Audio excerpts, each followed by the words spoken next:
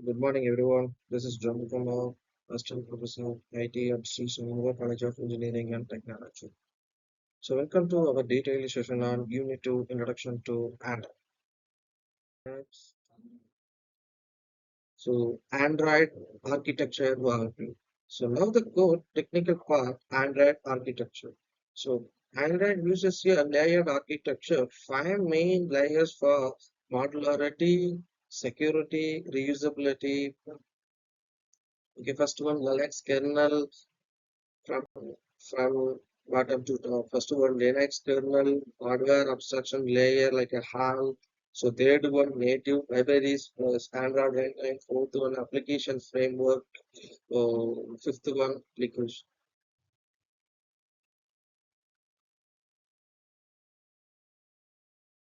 So the detailed architecture diagram. So this design allows hardware independence, say Android and OS, Qualcomm, MediaTek, Google Tensor chips. So recent change, Android 16 plus to support for the 16 KB memory page size, improve performance on modern hardware through apps with native code need or recompilations. So why layer secure? So apps cannot directly access hardware. So everything goes through Flink.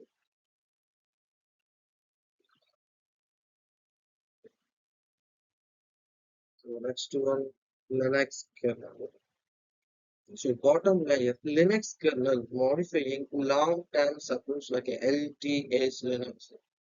So this responsibilities, process, memory, power management, so device drivers, display, camera, Wi-Fi, Bluetooth sensors, security, SEL Linux, mandatory access, and why Linux proven stability. So open source where's driver support. For example, when you touch the screen, kernel handles input drivers, so process to upper layers. So without kernel modifications, Android could not support the reverse hardware.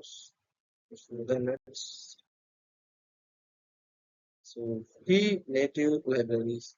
So native libraries are written to C and C++. So because these languages provide high performance and the efficient memory usages.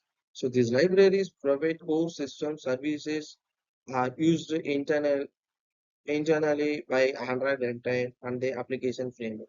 So let us understand the major native libraries one by one. So first is the Surface Manager. So Surface Manager is responsible for screen composting. It manages how different applications, windows, down the screen. It handles UI rendering, window positioning, and ensures smooth transitions and animations when switching between apps. So next is OpenGL AES. OpenGL AES provides 2D and 3D graphics rendering support.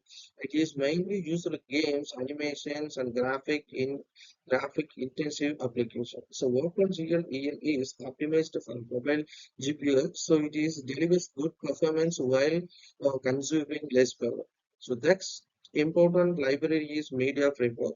The library supports audio and video playback and recording. It handles common multimedia formats such as MP3, MP4, and AAC applications like music players, videos players, and the camera apps use media framework extensively.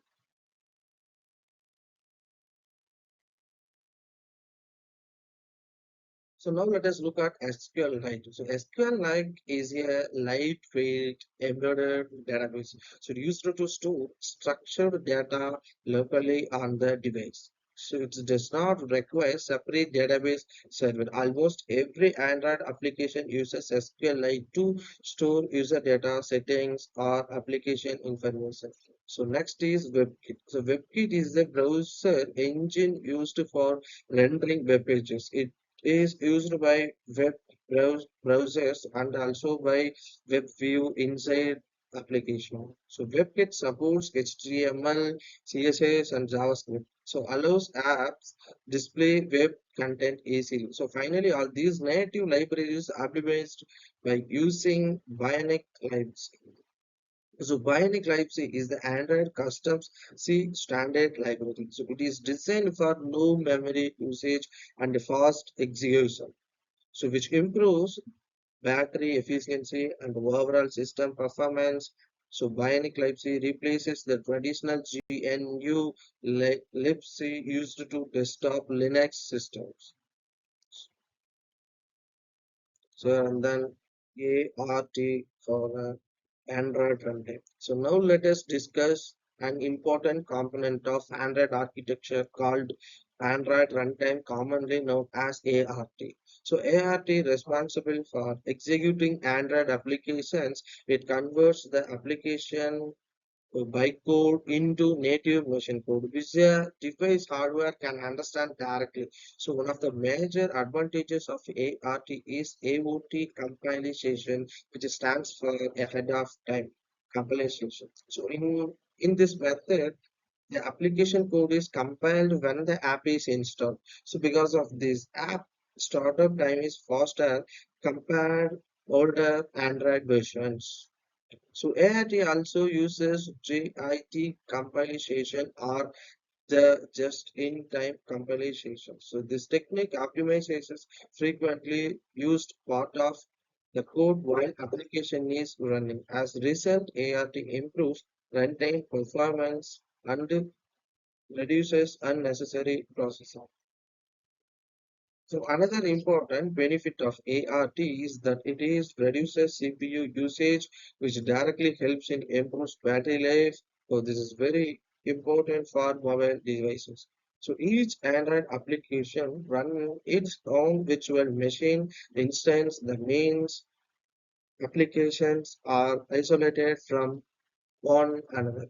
So this isolation called sandboxing improves security and data protection because of one app cannot access another app's data.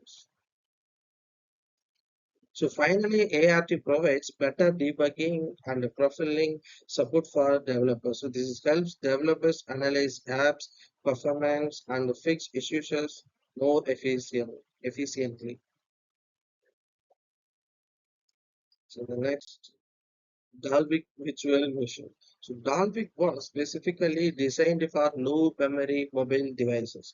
Unlike traditional virtual machines, Dalvik is a register-based virtual machine which helped reduce memory usage on early smartphones. So Dalvik used only just in time. So like Jet compilation, this means application code was compiled while the app was running, which caused slower app startup and lower performance compared to modern Android systems.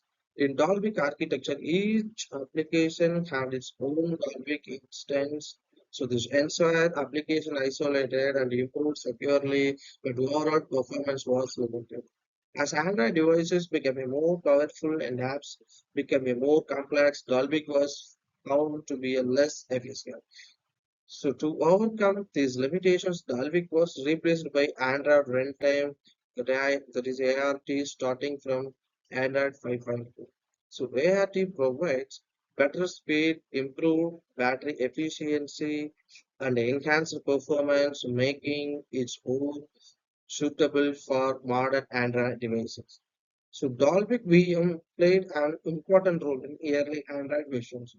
Yeah, sorry. But today it has been completely replaced by ART for better efficiency.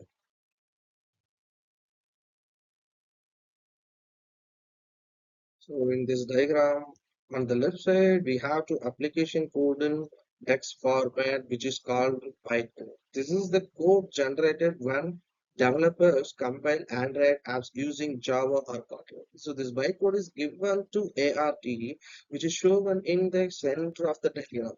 So ART uses two compilation techniques, AOT, like ahead of time compilation, JIT, just-in compilation. So first let us talk about AOT compilation. So during the app installation, ART converts portion of the bytecode into native machine code and stores its OAT file. So only the frequently used code, roughly 15% of compiled in advance, this helps the app start faster because of the code already in machine readable form. So next, JIT compilation. So some part of app they are not compiled during installation. When the app is running, ART observes which part of the code are usually frequently. So this frequently executed part of they were compiled on fly using JIT. This improves runtime so without increasing installation time too much. So on the right side of diagram, you can see that both AOT and JIT produce machine code, so which is directly executed by the device CPU. So that is why app is run faster and smoother. So the key idea is AOT improves app startup time. So JIT improves run performance. So ART intelligently so combines both for speed, efficiency, and battery optimization. So this is the hybrid approach is the main reason why modern Android apps are faster compared to older versions that used only Target. So the